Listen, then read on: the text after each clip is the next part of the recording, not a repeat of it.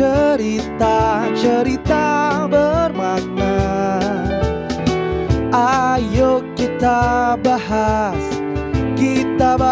bersama. Segala problema hanya ada di Markombu. Terima kasih Bang Fahmi. Assalamualaikum warahmatullahi wabarakatuh. Selamat sore semua pemirsa TVRI Sumatera Utara dimanapun berada. Kembali lagi kami setelah libur panjang kita kemarin ya, Hari Raya Idul Adha. Kami kembali menghibur pemirsa setiap jam 3 sore. Kali ini kita berkombur lagi. Saya Putra Andika Siagian, tidak sendiri. Kali ini ditemani rekan saya, Gina. Nanti dulu lagi nih ya, abang ngoper ya. Abang dulu ngomong. Silakan Gina. Bang Putra gimana liburnya hari ini? Alhamdulillah sehat. Hampir saja kemarin abang kalau keluar rumah ditarik sama warga. Aduh. Iya, mau dikurbankan kayaknya.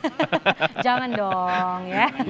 Bercanda. Kan abang sering kok mengorbankan perasaan. Asik. Ya, aduh, jangan Kali, ya. Oke, pemirsa selamat menikmati acara kita hari ini di Markombur ya. Karena kita akan bahas sesuatu yang sangat penting pastinya di setiap Markombur ini.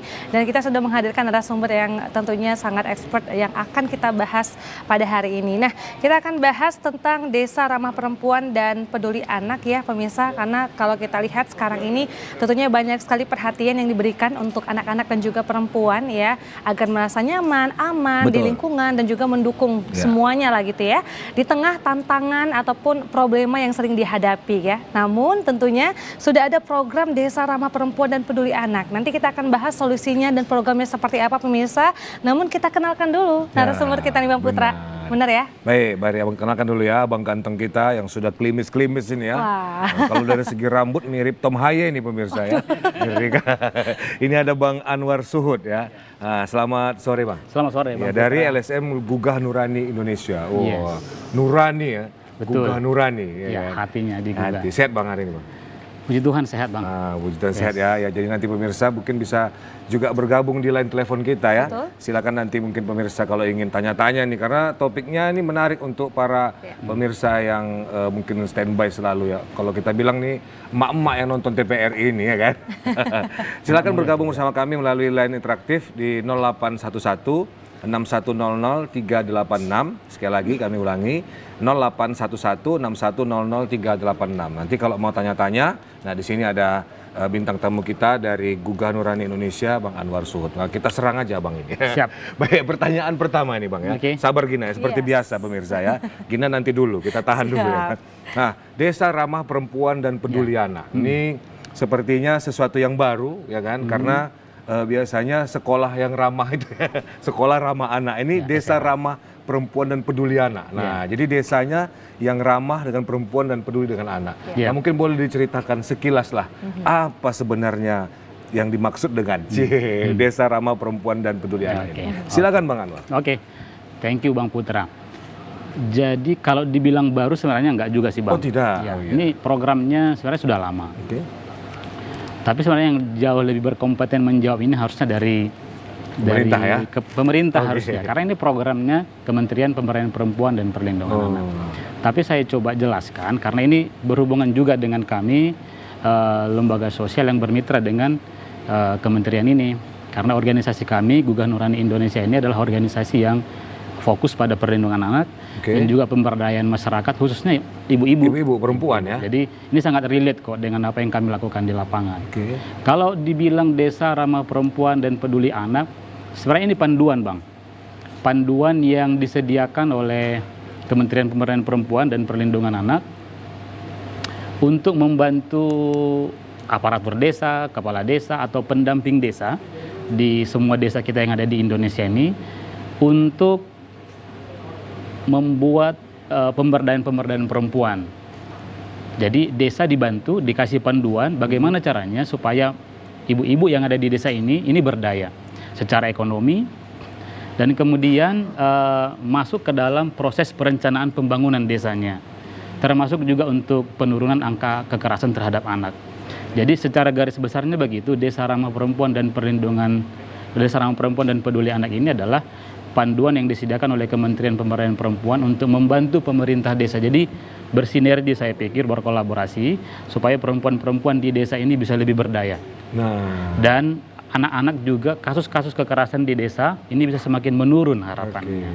Kira-kira itu, Bang. Oke, Sekilas. baik, berarti mengarah ke sana ya. Iya. Termasuk perundungan, Betul. bully, kekerasan seksual dan Yes. lain-lain. Nah, kalau untuk Gugah Nurani sendiri, mungkin kegiatannya atau program-programnya Ya. mungkin bisa Bang sampaikan kepada pemirsa di rumah. Iya. Jadi kalau saya dari Gugah Nurani Indonesia, ini sebenarnya organisasi kami ini afiliasi dari Good Neighbors International. Ini sebenarnya pertama kali ditemukan di Korea Selatan tahun 91 yang sangat fokus kepada perlindungan anak. Oh, dia anak dulu ya berarti? Anak awalnya. Anak awal. Kenapa dulu anak? Sebenarnya anak dan perempuan, Bang. Oke. Kenapa anak dan perempuan? Dulu di Korea Selatan ini sering terjadi peperangan. Nah, yang paling banyak mendapat korban itu biasanya Anak. anak-anak dan perempuan. Oke. Sehingga foundernya waktu itu membuatlah organisasi ini, Good Neighbors International, tahun 91. Nah, mereka datang ke Indonesia ini awalnya ketika tsunami di Aceh. Jadi di sana juga banyak anak-anak dan perempuan. Sudah atau lama masyarakat- berarti ya? Sudah, sejak tahun 2004 kan ya. Dan kemudian pasca pulih tsunami ini, kita mengembangkan sayap, membuka kantor cabang, sekarang ada di 10 provinsi Oke. di Indonesia. Kantor pusat kita ada di Jakarta. Salah satu provinsi Sumatera Utara. Nah, daerah dampingan kami di Sumatera Utara, satu di Belawan, satu lagi ada di Bulu Cina di Kecamatan Hamparan Perak, Deli Serdang. Nah, apa yang kami lakukan terkait dengan perlindungan anak dan pemberdayaan perempuan ini? Pertama yang kita lakukan fokus mengedukasi masyarakat di kelurahan, dalam hal ini di Belawan ya Bang, kalau di Bulu Cina desa, terkait pentingnya pemenuhan hak-hak anak. Minimal 4 dasar hak anak itu dipenuhi. Apa Hak aja anak- itu Bang? Kita Hak- belajar nih gini. Iya. Iya, betul. Silakan Bang. Ya, hak untuk kesehatan ya, Oke. hak untuk mendapatkan juga administrasi negara seperti catatan sipil, kemudian juga hak untuk pendidikannya dan hak untuk mendapatkan perlindungan khusus. Itu yang minimal hak dasar itu yang mereka dapat. Nah, kalau kami kebetulan organisasi GN ini sangat fokus untuk pendidikannya, pendidikan anaknya dan juga kesehatannya. Yang kita lakukan ya kampanye kepada masyarakat, karena di Belawan itu Bang, daerah dampingan kami banyak banget anak-anak yang putus sekolah. Banyak faktor yang menyebabkan mereka juga putus sekolah. Jadi misalnya mereka gampang banget kok dapat duit dengan pergi melaut, Yes, betul. pergi pagi pulang sore dapat 100.000, Ya. atau misalnya disuruh orang tuanya, karena orang tuanya juga sudah pendidikannya kurang, sehingga pendidikan ini nggak utama lagi bagi anaknya, sehingga anaknya malas pun nggak lagi didorong-dorong untuk sekolah. Nah, inilah yang menyebabkan begitu banyak anak-anak yang putus sekolah di Belawan sana. Dan apa yang kita lihat sekarang di Medan secara khusus, misalnya banyak kasus-kasus perampokan, begal, jangan-jangan ini bersumber salah satu dari sana. Oh iya benar-benar. Nah, jadi kompleks kok apa yang dialami oleh masyarakat di daerah-daerah dampingan kita, baik anak-anak maupun perempuan secara khusus. Edukasi, kemudian pencegahan, kemudian juga sampai kepada penanganan. Kasus-kasus misalnya kayak di Belawan banyak banget yang tawuran. Tawuran itu karena apalagi pas pandemi kemarin, COVID. Jadi anak nggak sekolah kan ya, nggak ada Itu, aktivitas. betul. Ya. Jadi masalah Nggak ada itu biasanya masalah, kan? bahkan sampai masuk berita nasional waktu itu. Iya. Anak-anak yang di Belawan, hampir setiap hari mereka tawuran. Nah, organisasi kami, karena kami tadi fokus untuk perlindungan anak, pemenuhan hak anak, kita juga harus hadir ke mereka. Yang kita lakukan adalah menangani kasus-kasus kekerasan dengan merujuk mereka kepada lembaga-lembaga yang bisa menangani seperti psikolog atau kepada pemerintah yang memang akan fokus menangani ini. Itu yang kita lakukan. Kemudian kita juga pergi ke sekolah, melakukan pelatihan guru juga supaya anak ini menyenangkan belajar di sekolah. Banyak banget yang kami lakukan sebenarnya program-program ini yang semuanya akan bermuara kepada pemenuhan hak anaknya dan pemberdayaan perempuannya. Nah, hubungannya dengan DRPPA ini, kami ini karena begitu kompleksnya persoalan di daerah dampingan kami nggak bisa bekerja sendiri ya Bang ya. Kita harus berkolaborasi, harus bersinergi dengan termasuk pemerintah setempat, dalam hal ini kelurahan atau desa. Nah, DRPPA ini menjadi salah satu pegangan harusnya untuk kami berkolaborasi. Betul. Karena sudah disediakan panduan, untuk bagi pemerintah desa memberdayakan perempuan dan melindungi anak ini, kami organisasi bisa mensupport mereka. Nah, ini sekali lagi ini menjadi panduan supaya lewat panduan ini kami bisa berkolaborasi guna memenuhi hak anak dan juga pemberdayaan perempuannya. Secara khusus untuk pemberdayaan perempuan yang kami lakukan di Belawan misalnya. Ya, gimana itu, Pak? Ini emak-emaknya kami coba kumpulin. Di sana itu banyak banget sampah. Kalau abang tahu, kalau Kak Gina tahu di Belawan sana, kita coba tanya. Kira-kira ibu-ibu kalau misalnya aktivitasnya nggak ada sore hari, bagaimana ya? Apa yang dilakukan? Punya rasa nggak, punya empati nggak, supaya lingkungannya bersih. Betul. Nah, muncullah ide waktu itu. Ya kami kan juga butuh makan bang katanya. Tahun 2016 ini coba kami diskusi. Muncullah ide bentuk bank sampah. Bank sampah ini ya sama konsepnya seperti bank. Masyarakat menabung sampah. Kemudian nanti dia dapat buku tabungan. Oh, buku tabungan. Ya, seperti ke bank. Kalau kita ke bank kan bawa duit dapat buku tabungan ya. Kalau ini ke bank sampahnya datang masyarakat kumpulin sampah. Karena banyak banget sampah. Kemudian dia dapat buku tabungan. Nah, kita ingin mencoba menyelesaikan persoalan sampah ini, tapi dia juga sekaligus dapat manfaat secara ekonomis. Dan itu yang tergabung dalam kepengurusan ini ibu-ibu, yang sehari-hari sebenarnya mungkin dia aktivitasnya nggak ada. Cuman dengan hadirnya kami organisasi ini coba kita dorong.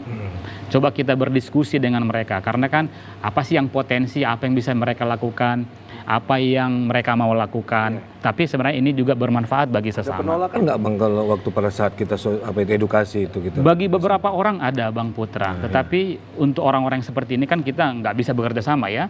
Kita juga nggak berhenti sampai situ, kita cari. Dengan pendidikan mereka mungkin. Betul. Mereka fokus mau cari duit kan gitu ya kan? Iya, karena memang masuk akal juga, mereka kan secara pragmatis butuh duit dong di rumah tangganya. Betul. Ngapain juga ngurusin orang, ngurusin lingkungan, tapi di dapurnya misalnya belum terpenuhi. Iya, betul. Nah, tetapi itu kan nggak semudah itu cara mereka. Gunanya kami organisasi ini hadir adalah ya melatih, meningkatkan kesadaran. Kalaupun misalnya kalian akan bekerja di sini, toh juga dapat duit kok. Tapi dengan kebersihan lingkungan ini, nggak hanya warga sana yang akan terbantu, ya kalian yang tinggal di sini juga pasti mendapatkan manfaat. Begitu. Itu masih satu dari sekian programnya. Oh, ini masih satu? Masih banyak program yang dilakukan. Banyak ya. Aduh, berarti banyak nih program yang dijalankan ya dari GNI berkolaborasi dengan pemerintah daerah ataupun instansi terkait ya untuk implementasinya gitu ya, Bang ya. Nah, namun gimana nih tanggapan masyarakat sendiri? Apakah mereka menerima dengan baik gitu ya dengan program-programnya?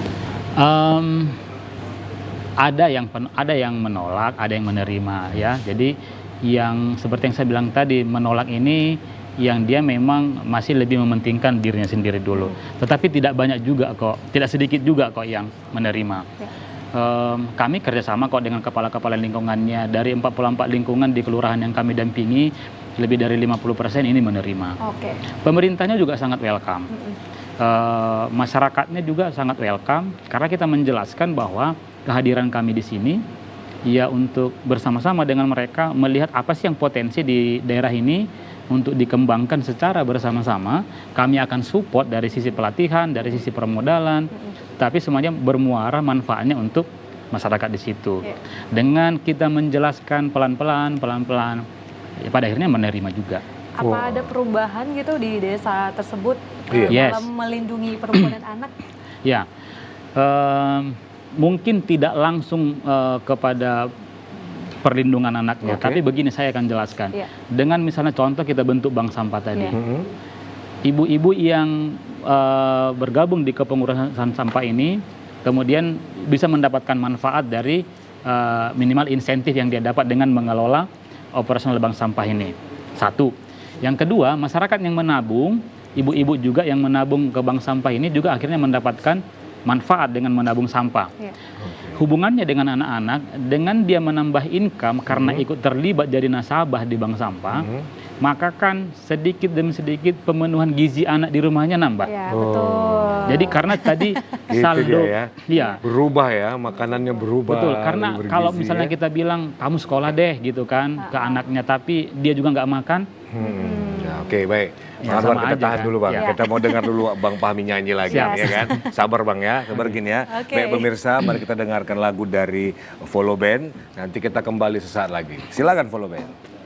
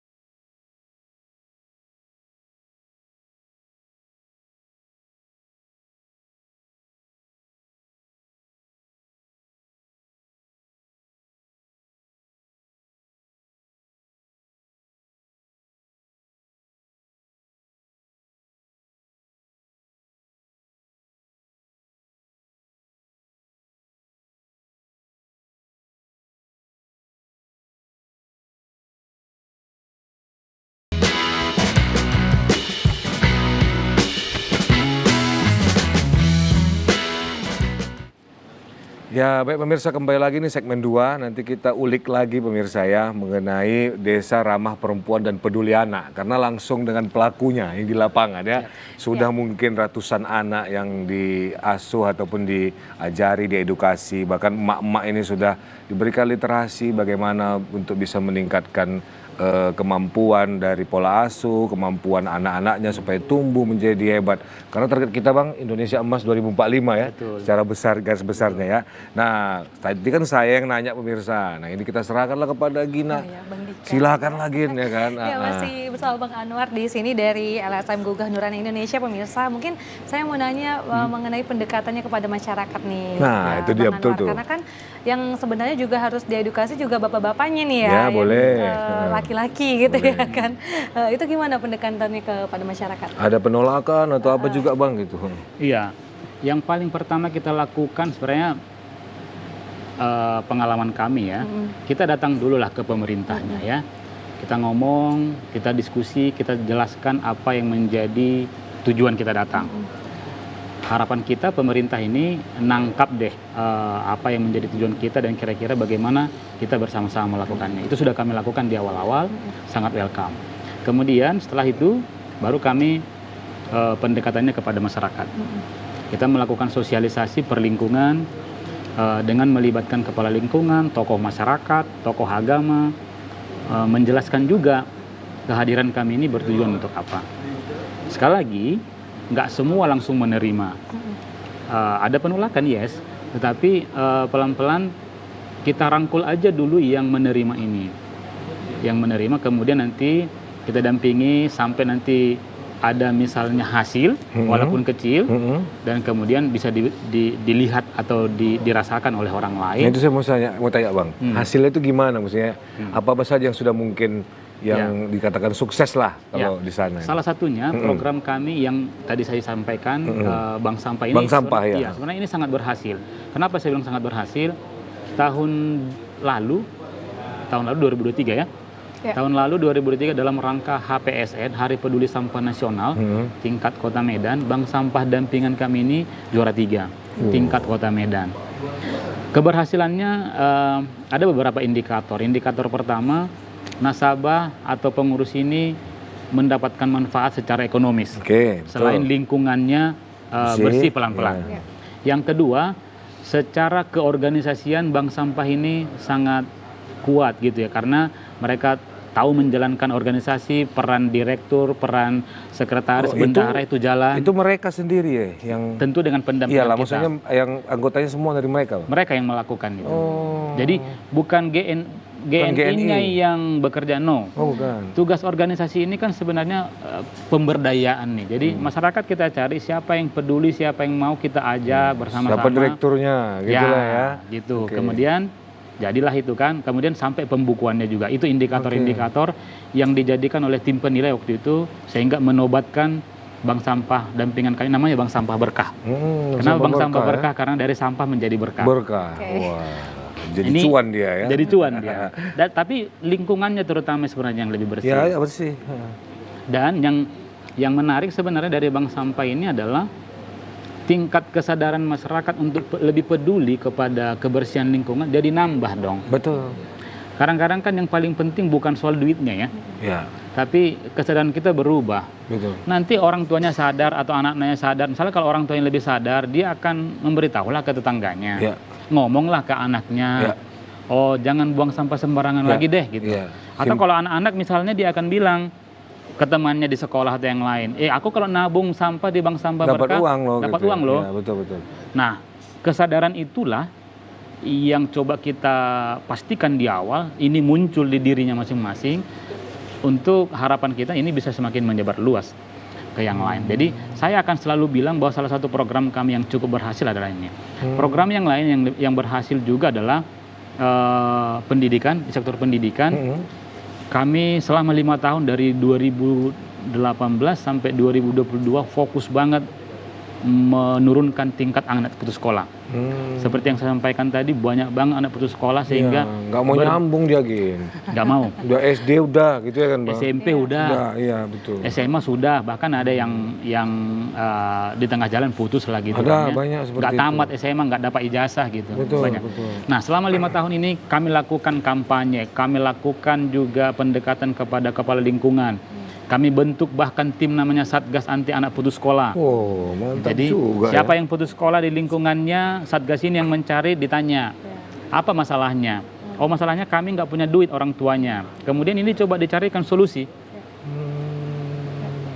Nah, kalau masalahnya misalnya dia dibully di sekolah, sehingga dia nggak mau lagi ke sekolah. Satgas ini yang pergi dan Kita Satgas mediasi ya. Ya, dimediasi. Dan Satgas ini bukan dari GNI-nya. Satgas ini dari masyarakat itu sendiri yang kami dampingi.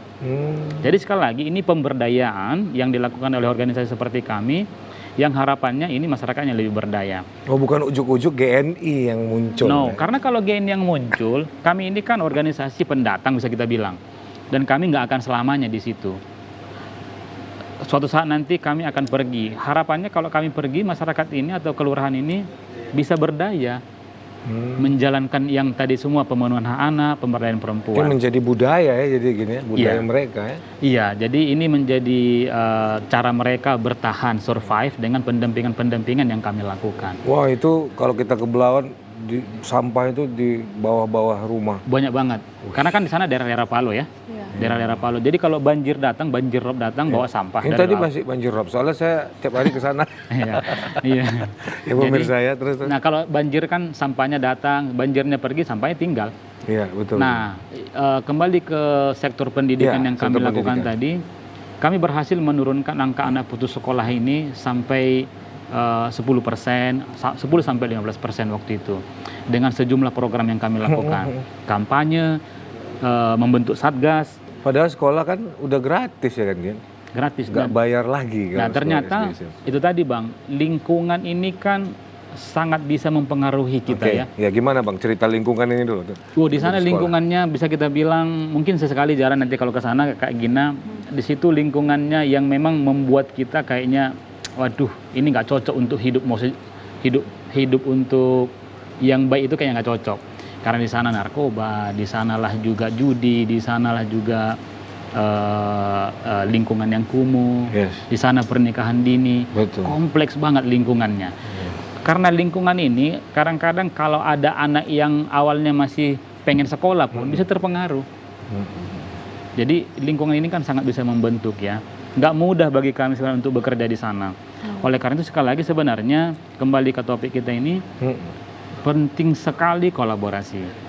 Penting banget yang namanya bersinergi. Karena nggak bisa hanya satu lembaga seperti kami menangani situasi atau masalah yang sekompleks ini.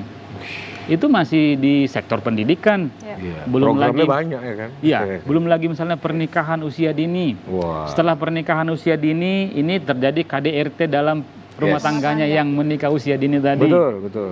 Terus ada misalnya incest atau orang dewasa, karena sana tempat-tempat tinggalnya juga sangat sempit. Ya, dekat-dekatan. Banyak banget sampai anak putus sekolah. Sekali lagi, sebenarnya program ini sangat baik di RPP ini. Aku akan bilang program ini akan sangat baik kalau dengan catatan ini benar-benar dikolaborasikan. Benar-benar diidentifikasi, oh kami pemerintah kelurahan peran kami apa ya? Oh kami lembaga seperti GNI peran kami apa ya? Itu yang harusnya kalau berbagi ini, peran. Iya. Sekali lagi kalau ini gitu ya? kalau ini nggak dikerjasamakan minim hasilnya. Tapi kalau bisa kerjasama bisa lebih maksimal harusnya hasilnya. Tapi kan Bang Anwar ini kan udah berjalan kan, dan gimana untuk evaluasinya sendiri? Apakah efektif dan bisa berkelanjutan untuk masa depan atau masa datang? Catatan penting setelah evaluasi saya pikir adalah di peran tadi itu belum dimainkan secara maksimal. Iya. Peran bagi inilah ya, stakeholder peran masing-masing ini belum dijalankan karena masih ada ego masing-masing sektoralnya itu. Misalnya pemerintah desa lebih penting tahun ini misalnya dana desanya atau dana kelurahannya untuk bangun jalan. Ya kan ya? Bangun titik, ini dianggap isu seperti ini nanti deh. Gitu kan. Kemudian lembaga lain dianggap ada kepentingan yang jauh lebih penting. Ini nanti dulu deh. Padahal kalau kita kembali ke latar belakang kenapa dibentuk DRPP ini kan karena nggak mungkin karena nggak penting. Kalau kita baca misalnya di literatur banyaknya kasus-kasus yang dialami perempuan. 1 dari 3 perempuan mengalami kasus kekerasan sepanjang hidupnya. 1 dari 3 anak mengalami kasus kekerasan. Baru-baru ini bahkan kita lihat di TV seorang ibu bahkan tega mencabuli anaknya. Bukan ayah mencabuli anaknya, kali ini perempuan. Sudah semakin aneh. Nah, ini kan kasus-kasus yang tidak bisa kita kesampingkan. Pasti ada penyebab utamanya. Ya. Maka lahirlah DRPPA ini. Lahirlah panduan ini yang diberikan oleh Kemen PPA untuk membantu desa membuat desa ramah perempuan dan peduli anak. Ramah perempuan, peduli anak ini sebenarnya kan bagus banget kata-katanya. Tapi sekali lagi Kak Gina, ini belum sebagus itu kok di lapangan. Tapi kalau ditanya apakah ini optimis efektif di lapangan, catatan saya yang penting adalah kalau ini bisa kita kolaborasi dengan mengidentifikasi peran masing-masing, lalu kemudian kita duduk bersama bagaimana mensimulasikan ini dan membuat ini terencana dalam pembangunan desa, saya pikir bisa. Tapi ini termasuk program nasional? Program nasional. Berarti apakah sudah merata di Sumatera Utara untuk DRPPA ini? Setahu saya belum. Setahu saya belum semua desa di Sumatera Utara yang sudah melek dengan DRPP ini belum. Mungkin salah satu faktornya adalah kurangnya sosialisasi. Kemudian yang kedua, belum begitu banyaknya organisasi atau pihak-pihak yang bekerja sama di desa itu. Sehingga kalaupun ini ada panduannya, ya panduannya hanya sebatas di buku panduan aja. Kayak juknis aja jadinya. Kayak juknis aja jadinya. Karena kalau mau dijalankan kayaknya berat banget. Gitu kan ya. Tapi kalau semakin banyak orang, ayo walaupun berat ya bisa. Karena dia hasilnya nggak instan pada saat itu. Iya kan, beda kalau tadi tuh Bang, dana desa atau dana kelurahan dibikin bangun jalan langsung instan. Langsung nampak jalannya ya kan. Gitu. Kalau ini kan tidak berproses ya Bang. Ini kan pembangunan manusia yang butuh proses, nggak langsung nampak. Jadi kadang-kadang itu juga yang menjadi pemicu, ini nggak jalan. Oke. Gitu. Mungkin ada cerita inspiratif atau kisah suksesnya lah salah satu programnya. Mungkin Abang pernah alami ya kan? Atau salah satu keluarga yang berubah gitu ya. Iya, jadi saya cerita kembali ke Bank Sampah ya. Bank Sampah ini, jadi ada satu pemulung, kalau boleh saya sebut namanya Ibu Dede. Pemulung ini, Ibu Dede ini berusia 45 tahun mungkin sekarang. Ini di Medan? Di Belawan. Di Belawan. Jadi pertama sekali dia datang ke Bank Sampah ini, dia dengar informasinya karena ada Bank Sampah Berkah yang ada di Belawan itu. Dan kemudian datanglah dia menabung sampahnya. Lama-kelamaan dia menabung rutin. Kita tanya, kenapa mau menabung kemari? Kenapa nggak jual, ada kok Botot gitu kan ya. Dia bilang begini, kalau saya jual ke Botot, uang saya habis hari itu juga, saat itu juga. Tapi kalau saya datang ke Bank Sampah Berkah, maka uang saya tertabung. Nah, inspiratifnya adalah setelah bertahun-tahun dia menabung, punyalah tabungannya hampir 1.500.000, dia harus bayar sewa rumah. Sewa rumah setahun, ya suaminya juga tukang beca, nggak ada mungkin penghasilan yang besar. Nah, tabungannya inilah dia gunakan untuk bayar sewa rumah. Kebetulan dia juga dapat PKH, digabunglah total sekitar 3 jutaan, bisa bayar sewa rumah setahun ke depan, hatinya tenang. Nah, inilah perjuangan seorang ibu-ibu. Yang mau saya bilang adalah, coba bayangkan kalau tidak ada kian bank sampah berkah ini yang dibuat oleh GNI ini, mungkin Ibu Dede ini, ia tidak akan mampu bayar sewa rumahnya. Karena dia akan, yang ada berarti cuma tukang botol, yang kalau dia jual sampahnya ke tukang botol, uangnya dikhawatirkan akan habis hari itu juga. Ya, untuk hidup hari itu juga ya. Iya, jadi itu yang kami lakukan, kita berdayakan perempuannya sesuai dengan potensi. Kenapa bank sampah? Karena potensi di sana itu. Masalahnya jadi potensi, sampahnya banyak, tapi coba kita sulap ini menjadi potensi. Menjadi apa ya? Iya. Masih banyak ibu-ibu dedek yang lain, ada Ibu Leli, ada ibu ini. Ini kita tahan dulu nih, kita mau iklan dulu nih ya kan. Kita mau dengar dulu abang kita, abang ganteng kita dari Follow Band Bang Fahmi untuk menyanyikan lagu. Kami kembali sesaat lagi. Silakan.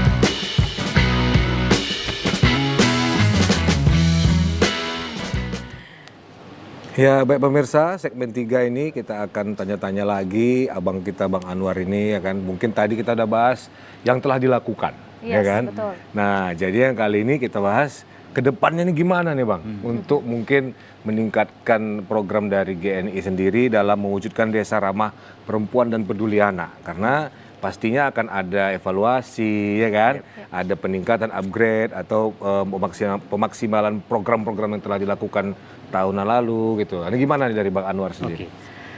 Oke, so pertanyaannya what next? Untuk memaksimalkan apa yang sudah ada sekarang ini. Saya pikir memang yang paling pertama dilakukan adalah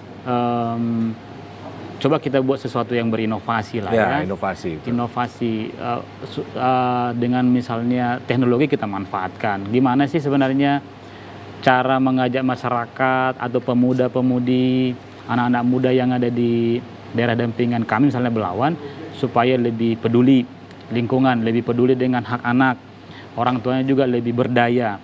Pertanyaannya kan itu, bagaimana cara inovasi yang lebih inovatif untuk menolong mereka. Nah, itu yang sebenarnya kami akan lakukan. Bagaimana mencari solusi-solusi yang inovatif. Mungkin kalau dulu cara kami bersosialisasi dengan datang ke desa, ke lingkungan, terus menjelaskan. Mungkin ke depan sudah pakai TikTok, karena orang mungkin sudah lebih melek teknologi begitu. Semua ibu-ibu mungkin sudah nggak punya gadget lagi. Lebih familiar bagi mereka mungkin. Nah, kita pun organisasi juga harus beradaptasi dengan itu, dengan teknologi itu. Apa sih sekarang yang membuat mereka lebih mudah menerima informasi misalnya. Itu mau coba kita susupin, kita coba identifikasi lebih dalam, baru kita bikin pendekatan yang lebih inovatif. Mungkin berbau teknologi saya pikir Kak, yang lebih inovatif. Itu yang pertama.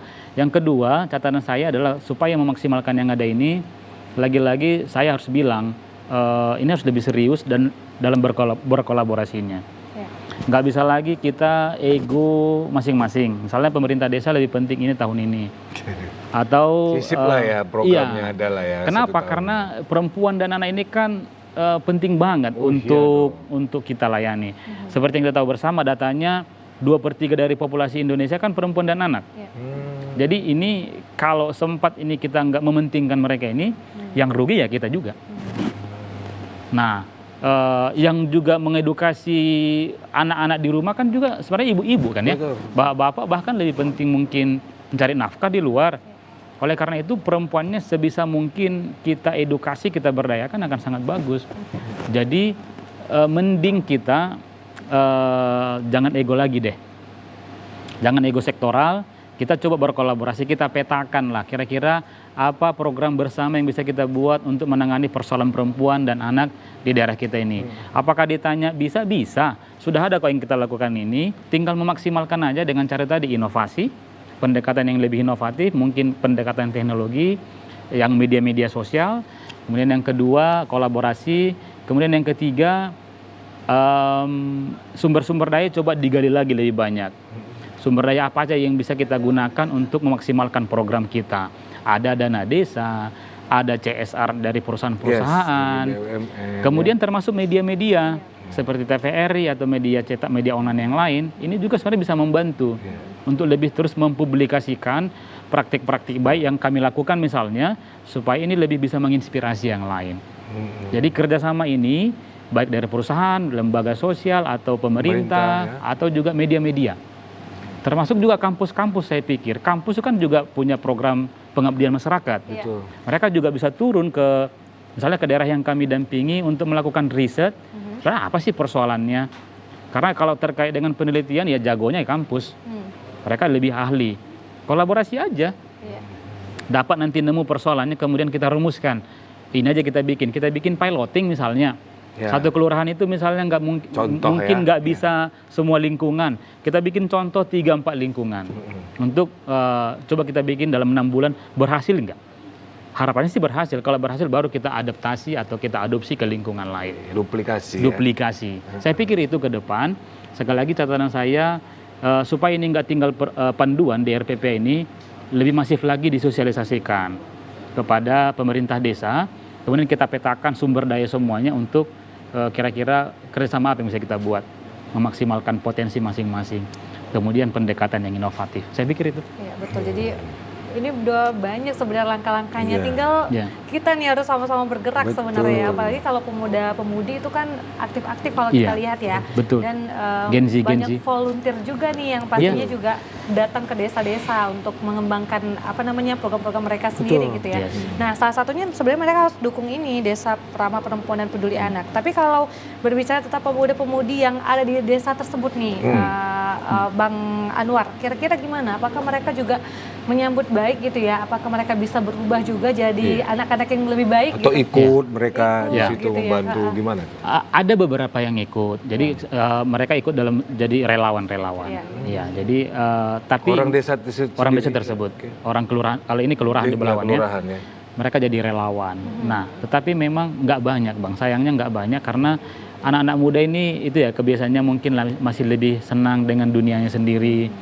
Nggak banyak kok yang misalnya yang mau kita ajak untuk mau mengerjakan kerjaan-kerjaan sosial ini.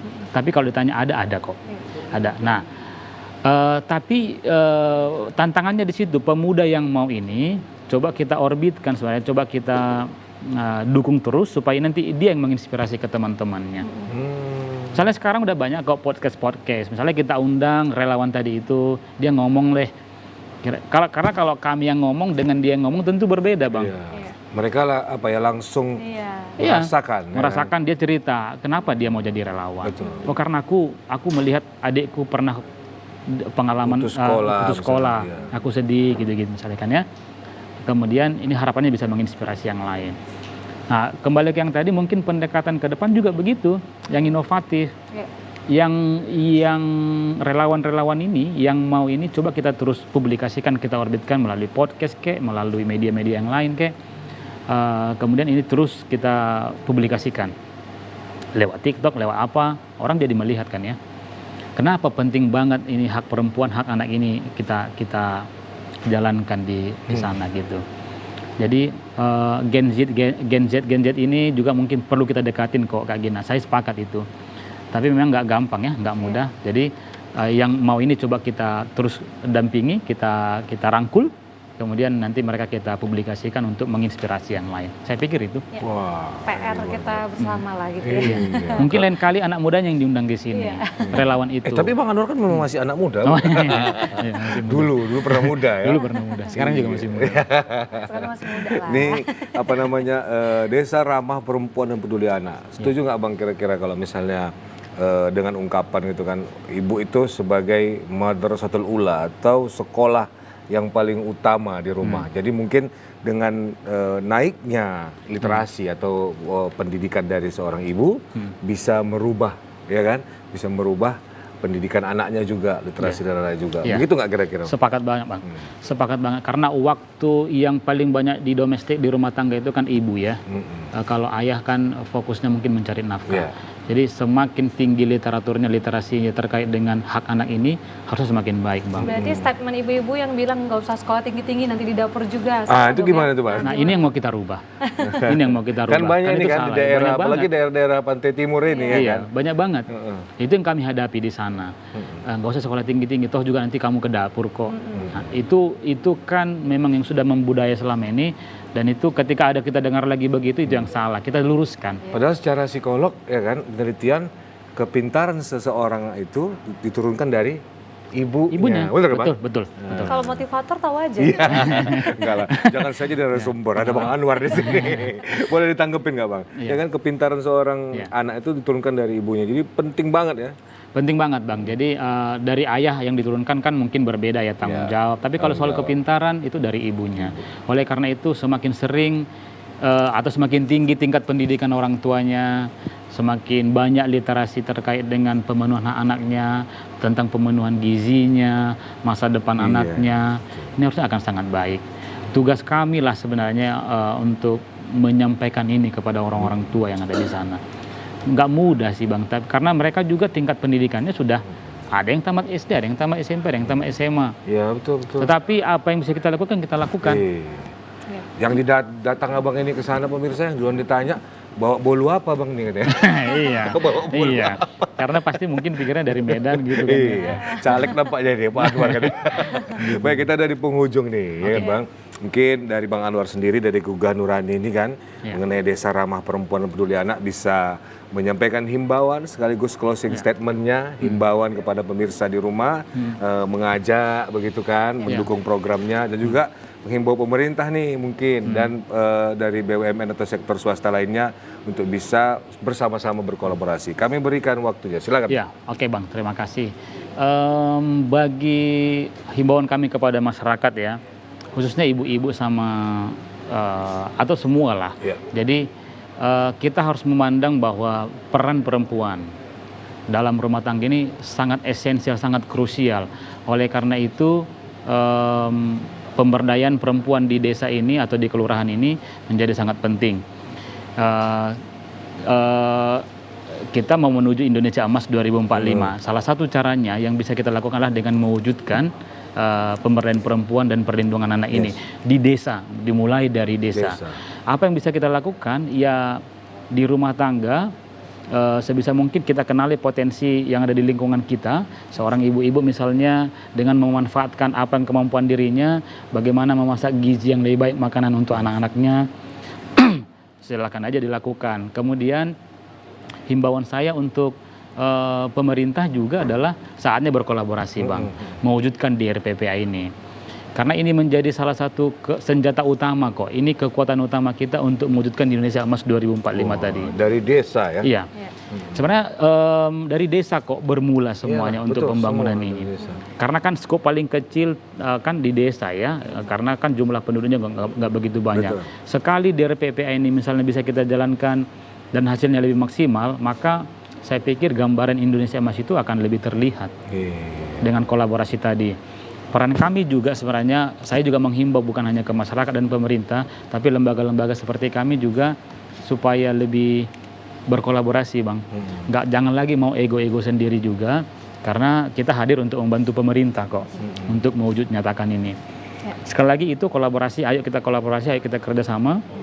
Kemudian masyarakatnya supaya lebih peduli lagi dengan tetangga, lebih peduli lagi dengan anaknya. Kalau bisa pun sesama pasangan di rumah tangga lebih harmonis. Jangan lagi misalnya semua urusan diserahkan kepada perempuan, nanti berat banget beban perempuan sehingga ngurusi anaknya pun jadi stres. Jadi antara suami dengan istri juga ini bisa lebih kerjasama yang lebih baik, mengambil peran masing-masing. Saya pikir itu bisa kok nanti dilakukan pelan-pelan. Terima kasih Bang Anwar ya, Gina ya, terima kasih dari LSM Gugah Nurani. mungkin sudah sangat luar biasa ya. Ingat tadi kata Bang Anwar harus peduli ya. Peduli dengan istri tetangga misalnya gitu. Kok jadilah. Iya. Peduli anak tetangga gitu ya. Baik, mungkin itu saja pemirsa dari kami mengenai tema Desa Ramah Perempuan dan Peduli Anak. Sebagaimana kita ketahui, pendidikan adalah salah satu jalan atau cara untuk memutus rantai kemiskinan, dan itu bisa kita mulai dari Desa Ramah Perempuan dan Peduli Anak. Baik, saya Putra Andika Siagian undur diri bersama rekan saya. Dan saya Gina Febriona, terima kasih atas perhatian Anda pemirsa. Selamat sore dan sampai jumpa. Memberi